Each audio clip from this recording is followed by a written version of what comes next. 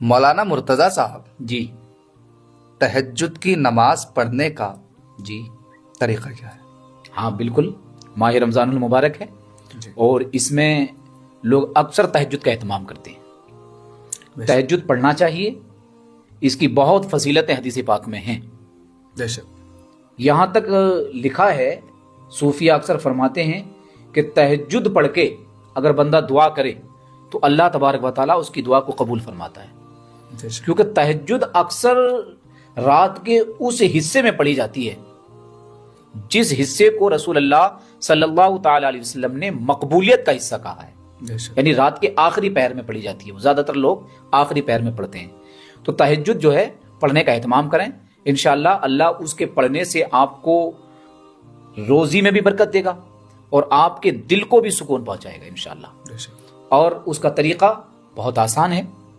پہلے آپ جب سو کر کے اٹھے ہیں تو وضو کر لیجئے گا، پھر آپ مصلی بچھا کر کے مسجد جا سکتے ہیں تو مسجد جا کر کے پڑھ لیجئے گا، گھر پڑھ سکتے ہیں تو گھر پڑھ لیجئے گا۔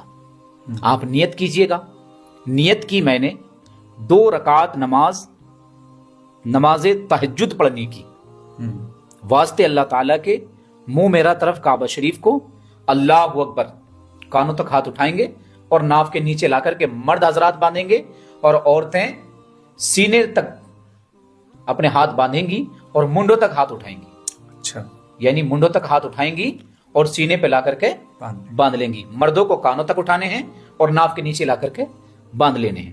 ثنا پڑھنی ہے، الحمد شریف پڑھنی ہے، اعوذ باللہ بسم اللہ پڑھ کر، پھر اس میں جو بھی صورت آپ کو یاد ہو وہ صورت آپ اس میں ملا لیجئے گا۔